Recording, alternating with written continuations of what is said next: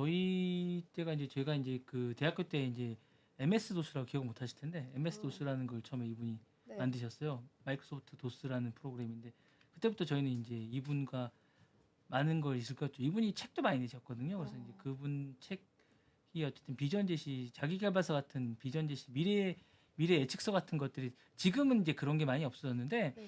당시에 이제 미래 예측서 같은 것들이 약간 좀 인기였어요. 근데 이분이 한두 권 정도 내셨는데 그 책들마다 다 히트해서 국내에서 되게 많이 팔렸던 기억이 납니다. 그래서 약간 뭐 그런 건가요? 2000년이 오면 뭐가 변할 거다. 그렇죠. 이런 이제 이야기들. 그런 지금은 이제 미래학자들이 이제 엘빈 토플러나 이런 분들이 이제 많이 각광을 못 받는데 당시에는 네. 미래학자들이 각광을 받았어요. 네. 지금 AI가 그걸 대신해주고 있는 듯한 느낌이 드는데 아, 당시에는 미래학자들이 이렇게 될 거다. 10년 뒤에 이렇게 될 거다. 뭐 어떤 게 될 거다라는 걸 예측하는 게 유행이었어요.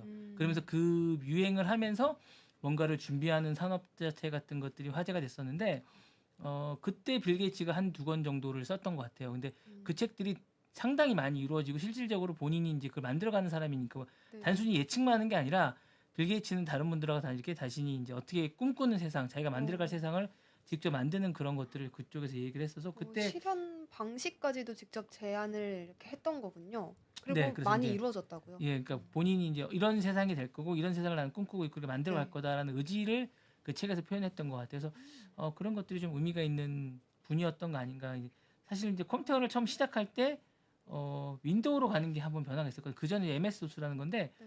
그때부터 이제 빌 게이츠는 계속 많이 스티브 발머하고 같이 계속 뭐 화제가 됐었죠 당시에. 예, 여러분 해서 스티브 발머, 스티브 잡스 뭐 이렇게 많이 했습니다. 그래서 재밌었던 분 같아요.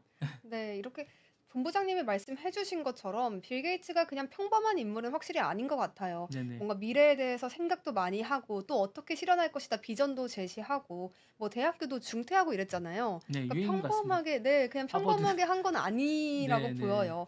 조금 더 자세히 그래서 이제 빌 게이츠의 생애에 대해서도 한번 살펴보겠습니다. 빌 게이츠는 55년생이에요. 1955년 10월 28일에 태어났고요.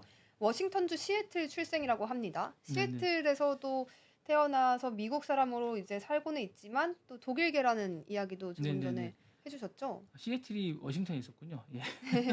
워싱턴주 시애틀이라고 네네. 하네요. 네. 그리고 또 하버드 대학교에서 수학 그리고 컴퓨터 과학을 전공했는데 2학년 때 그만뒀죠. 네네네. 어떻게 그런 생각을 할 수 있었을까 참 신기하기도 한데 이때 그만두고 바로 마이크로소프트를 설립합니다. 근데 이 빌 게이츠가요. 그 전에도 되게 많은 것들을 했더라고요. 15살 때 이미 소프트웨어를 개발했다고 합니다. 첫 번째 소프트웨어를 15살이면 중학교 2학년에 개발을 한 건데 저는 15살에 떡볶이 먹고 있었거든요. 아, 예, 예. 모두가 다 그럴 순 없죠. 네.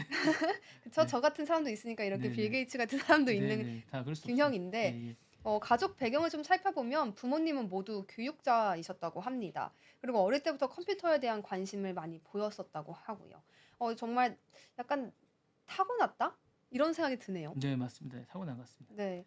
그리고 이제 이어서 본부장님이 말씀해 주셨던 MS-DOS 이야기까지 한번 짚어보고 싶은데 이 마이크로소프트를 1975년에 설립을 해서요. 개인용 컴퓨터 소프트웨어 시장을 완전히 혁신한 인물이기도 합니다. MS-DOS 출시됐을 때 좀 기억이 나시나요?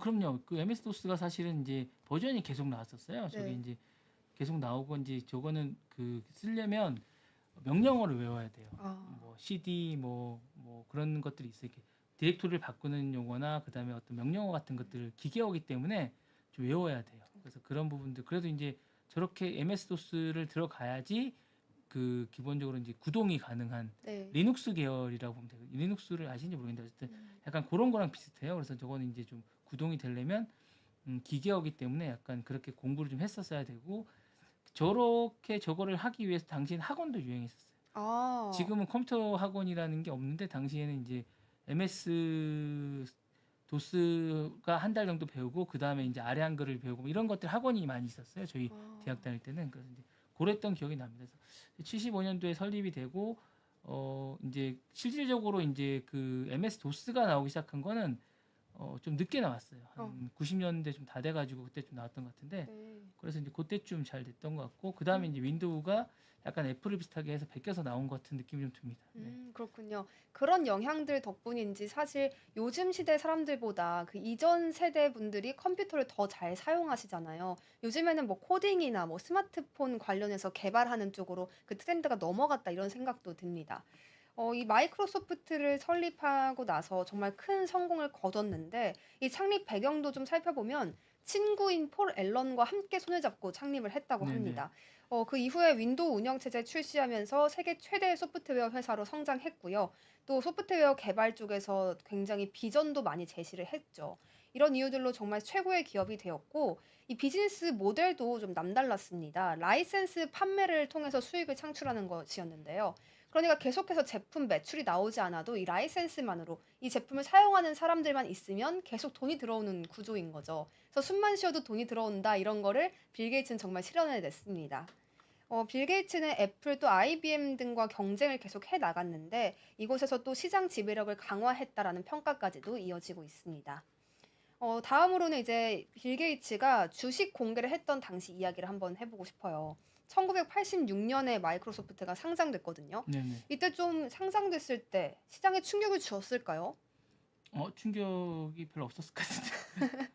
그쵸. 이 당시에는 뭐 특별한 기술력이 있던 네네네네네네. 것도 아니고 네. 시장에서 큰 관심을 갖지는 못했었던 것 같은데 지금은요, 게이츠 억만장자가 됐죠. 네네. 한화로 자산이 어느 정도 있을지 제가 퀴즈 한번 내보고 싶은데, 하나로요? 네, 한화로, 165조라고 그러네요. 어머, 어떻게 하셨어요?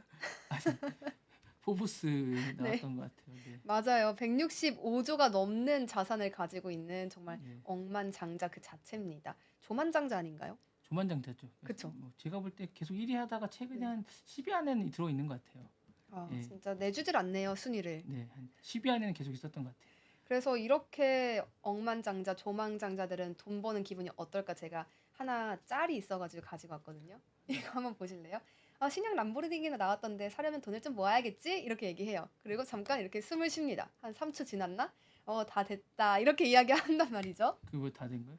숨만 쉬어도 돈이 들어오니까요. 근데 이분은 기본적으로 그런 거 별로 좋아하지 않으세요. 자선 맞아요. 사업가라서 자신의 음. 그 재단에 이분이 아마 1,200억 달러인가 1,300억 달러 정도 자산이 있을 텐데 네. 한 700억 달러 정도를 그 이제 전 부인이죠. 네. 멜린다 게이츠하고 같이 했던 그 빌 멀린다 게이츠 재단에 네. 그 기부했어요. 그래서 700억 달러를 이미 지금 자신이 있는 동안 기부를 했기 때문에 사실 안 그랬으면 진짜 1등이거든요. 네. 진짜 기부도 많이 한다는 거를 저도 준비해 왔어요. 네네. 지금 본부장님이 딱 말씀을 해주셔서 깜짝 놀랐는데 빌 앤 멜린다 게이츠 재단에 대해서도 우리가 빼놓을 수가 없습니다. 이 빌 게이츠는 그냥 단순히 돈만 많은 뭐 부자 이런 게 아니라요. 정말 인류를 위해서 많은 맞습니다. 기여를 해왔습니다. 보건, 교육 그리고 빈곤 문제를 해결하기 위해서 다양한 프로젝트들을 지원을 해왔는데 이 워런 버핏이랑 손을 잡고 이 기빙 플래지 캠페인까지도 했다고 해요. 워런 버핏 역시도 그냥 단순히 돈만 많은 사람이 네네. 아니군요. 함께 알아갈 수가 있는 네, 포인트였습니다. 맞습니다. 네. 현재까지 591억 달러 이상을 기부했다고 하는데요. 정말 감도 안 잡히는 수치네요. 절반 이상을 기부했다고 해요. 재산 전체. 네네. 대단합니다. 그리고 또 최근에 미국에서 로버트 케네디 주니어 보건복지부 장관이 취임한다는 소식 전해졌죠. 그러면서 이 빌 앤 멜린다 게이츠 재단에 대해서 다시 한번 언급이 되기도 했습니다. 로버트 케네디 주니어는요, 백신 반대론자로 굉장히 네네. 유명한 사람이죠. 맞습니다. 네, 그런데 이 백신 기업의 연구 자금을 대고 있는 이 재단이 바로 빌 앤 멜린다 게이츠 재단입니다. 네네. 그렇기 때문에 이 백신 개발에 돈 지원하는 거 나 반대해라고 외친 적이 있다라는 점이 다시 부각받고 있었습니다. 이 백신 개발의 덕분에 정말 다양한 사람들의 생명 수백만 명일 수도 있겠죠. 생명을 구했고요. 또 글로벌 교육 기회까지 함께 제공했다고 합니다. 그런데 이 빌앤 멜린다 게이츠라는 이름이요. 빌 게이츠랑 그의 아내 이름을 딴 재단 이름이거든요. 근데 그 둘이 결혼 생활에 마침표를 찍었다는 소식도 좀 전해드려야 할 것 같아요. 네, 21년인가 그때 27년 만에 이혼했다. 이거 나오네요. 네, 네. 왜 이혼했어요? 왜 이혼?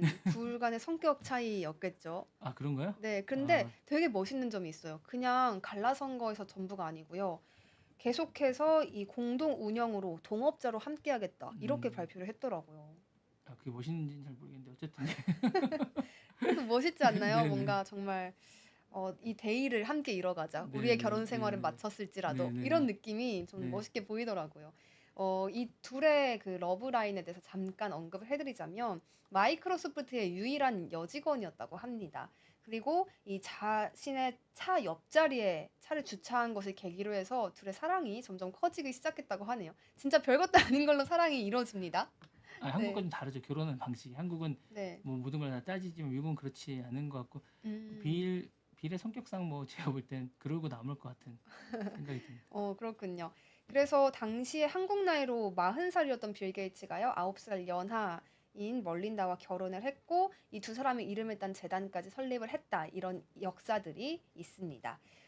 조금 전에 이제 본부장님께서 사실 빌 게이츠 뭐 람보르기니 같은 거에 관심 없을 거다. 그런 성격 아니다. 이렇게 네네. 짚어주셨잖아요. 네네. 그 말이 딱 맞는 것 같아요. 이 사진 한번 보시면요. 되게 친근해 보이지 않나요?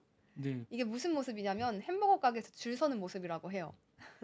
진짜 그냥 소박한 모습을 많이 보여줘서 사람들에게 좋은 호응을 얻기도 했던 그런 일이 있습니다. 또 기타를 치는 모습도 제가 가져와 봤거든요. 그냥 이렇게 소박하게 좀 즐기고 카드 게임 하는 것도 되게 좋아한다. 이런 이야기도 네. 네. 있더라고요. 음, 빌 게이츠의 명언도 한번 살펴보고 싶어요. 사실 아까 말씀해 주셨던 것처럼 미래지향적인 그런 도서를 낼 정도로 굉장히 생각도 많이 하고 앞으로 인류가 어떻게 나아가야 할지에 대해서 재단도 설립하고 지원하는 이런 인물이기 때문에 또 어떤 명언 남겨줬을까 궁금하기도 합니다.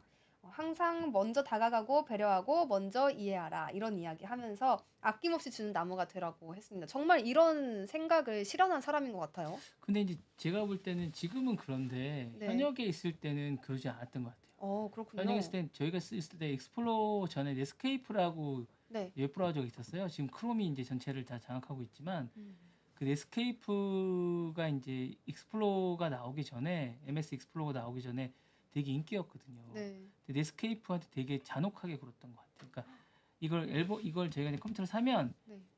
지금도 뭐 거의 그런데 윈도우를 깔면 의무적으로 이제 그걸 끼워 팔기를 하는 거 익스플로러나 네. 지금 엣지가 나와 있는데 익스플로러를 무조건 깔게 돼 있는 거예요. 어. 그러니까 이제 넷스케이프가 그런 거에서 참 이제 하다가 밀린 거예요. 그러니까 다른 것들이 저는 이제 크롬이 정말 대단하다고 생각하는 게 이거에 기반으로 한 것들을 밀어내고 크롬이 들어온 거거든요. 사실은 네. 크롬이 지금 한 60% 정도 차지하고 있는데 진짜 그건 대단한 거예요.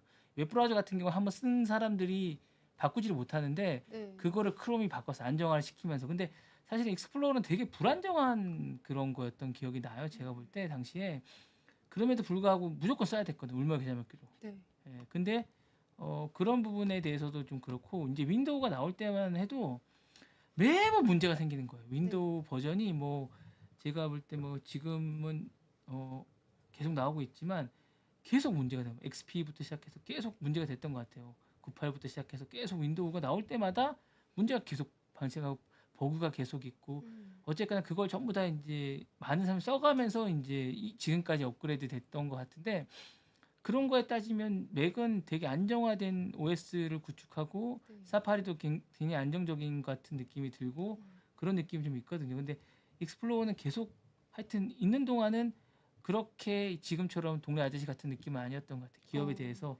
되게 라이센스 간에서 강력하게 주장하고 그다음에 그 전체 시장을 지배하기 위해서 엄청나게 강력한 그런 정책을 썼던 듯한 느낌이 듭니다. 그렇군요.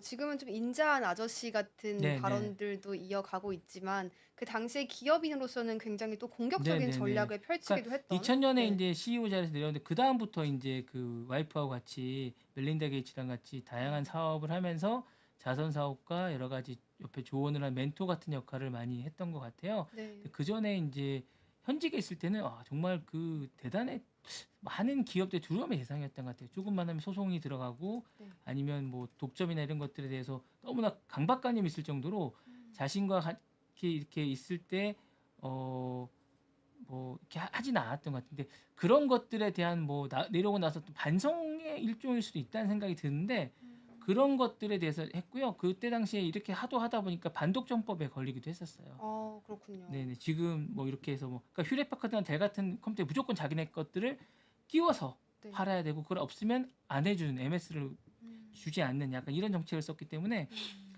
좀 뭐랄까 독하다고나 할까요? 예, 그럴 그랬던 것 수도 같아요. 예, 있겠네요. 예, 예. 확실하게 좀 자리를 잡은 다음에 네네네. 경영자 자리에서 물러나려는 전략이었을까 싶기도 합니다. 맞습니다. 예. 지금 바로 구독을 눌러보세요. 실시간 경제 뉴스, 투자 전문가들의 다양한 시황과 정확한 분석, 또 알찬 투자 정보까지 신뢰할 수 있는 저희 서울경제TV와 함께하세요.